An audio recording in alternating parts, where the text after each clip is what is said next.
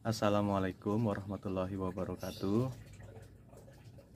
Teman-teman pecinta ikan hias, khususnya gapi, jumpa lagi dengan saya di channel Maulana Gapi.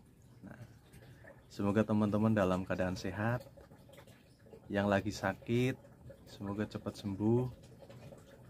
Yang punya banyak utang, semoga cepat lunas. Yang lagi nyari kerjaan, semoga dapat kerjaan yang terbaik. Amin. Pada video kali ini saya akan membahas sesuatu yang agak penting di dunia perikanan, terutama ikan hias, yaitu 5 kesalahan pemula dalam membuat kolam plastik atau kolam terpal. Jadi apa saja kesalahan bagi pemula?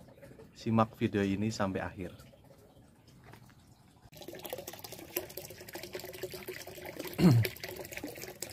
Kesalahan yang pertama,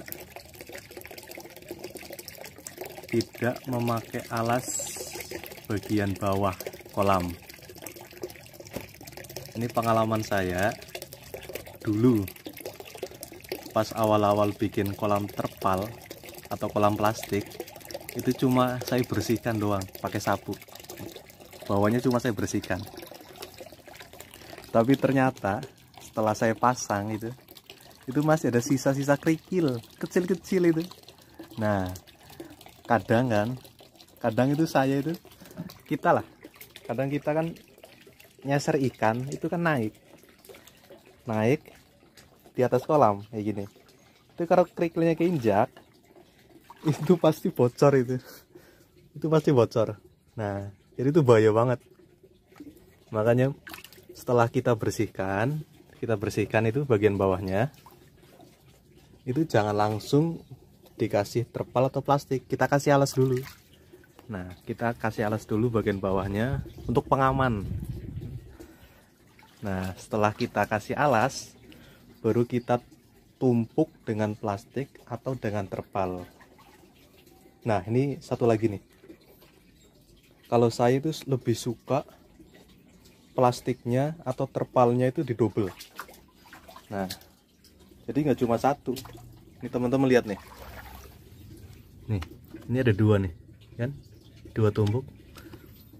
Ibarat yang atas rusak, sobek, yang bawah masih aman, jadi nggak bocor.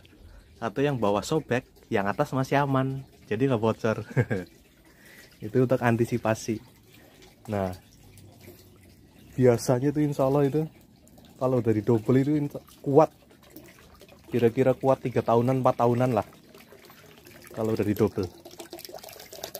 Nah, kesalahan kedua bagi pemula adalah menaruh alat-alat pertukangan di atas terpal atau plastik. Ini contohnya nih. Ini kan palu, ujungnya kan tajam ya. Ini palu ujungnya tajam atau paku. Biasanya pas kita maku ini kan tanpa sadar naruh di sini. Nah, khawatirnya itu ada apa ya, gesekan di sini, malah robek. Jadi hati-hati banget, jangan sampai teman-teman menaruh alat pertukangan apapun itu, entah itu paku, palu, kawat tajam banget itu, tang atau misalnya tang juga. Kesalahan nomor 3 itu tidak memperhatikan kekuatan kerangka. Nah, itu yang saya bilang di awal tadi. Kekuatan plastik dan terpal udah kita maksimalkan mungkin, tapi malah kerangkanya terabaikan. Ini malah kesalahan saya yang masih saya jalani nih. Nih, teman-teman nanti lihat sendiri. Kerangka kayu atau bambu itu kalau terkena hujan dan terik sinar matahari secara langsung, itu paling 7-8 bulan udah lapuk. Saya kasih contoh. Ini kerangka kayu. Tuh, udah kropos banget. Ya Allah, ya gini doang udah keropos. Ini kayu luar juga nih, udah keropos banget. Ini juga nih, ini padahal ini plastiknya ini masih bagus banget nih, 2 tahun masih kuat, tapi malah kerangkanya udah mau jebol nih. Plastiknya kuat, kerangkanya malah nggak kuat. Ini kesalahan saya nih. Ini kalau saya nggak kasih apa ya, pengaman ini dari apa, besi, ini udah jebol ini. Jadi saya ikat di bawah nih.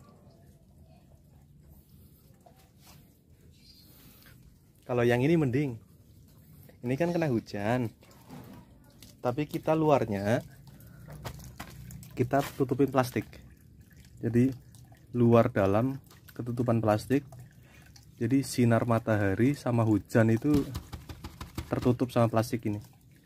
Jadi ini lebih kuat daripada kerangka yang tidak ditutupi dengan plastik. Harusnya harusnya ini kalau bikin lagi harusnya nih ini ditutupin dengan plastik. Nah, supaya apa? Supaya tidak langsung terkena air hujan ataupun sinar matahari, jadi lebih kuat.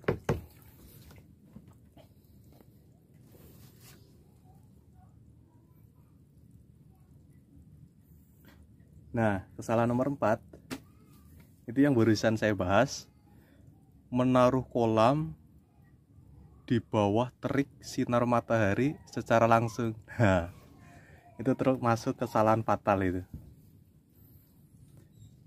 Jangan dikira kekuatan kolam plastik dan terpal itu sama dengan semen, salah. Ini contoh nih, contoh terpal yang sering terkena sinar matahari langsung. Ini lapuk nih, terpalnya lama-lama lapuk nih, tuh gampang robek kan teman-teman. Tuh, ini kalau kena air ini, otomatis bocor, rembes. Jadi ibarat kita isi full di malam hari, pagi harinya udah nggak ada. Nih, ini yang nggak kena matahari masih kuat nih.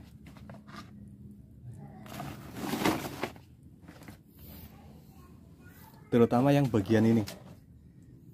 Kan misalkan teman-teman dibikin kolam itu kan, bikin kolam itu nggak mungkin tenggelam kena air semua, pasti ada bagian yang nggak kena air. Contohnya ini, mana ya,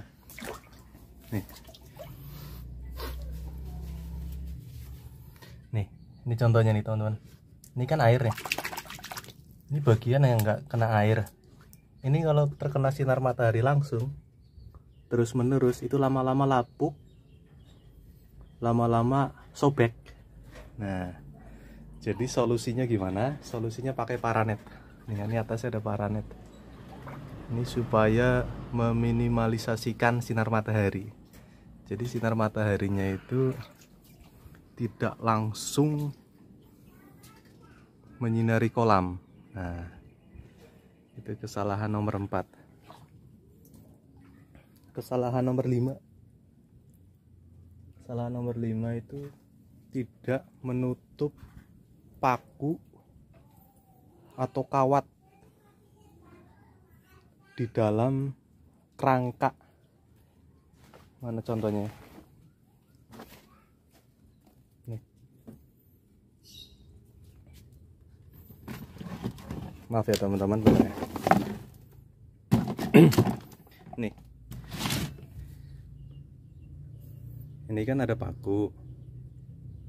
Ini contoh kerangka aja ya teman-teman.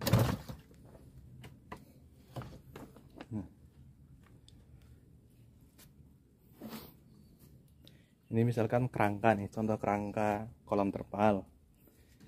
Ini kan ada paku. Teman-teman lihat ya, ada paku.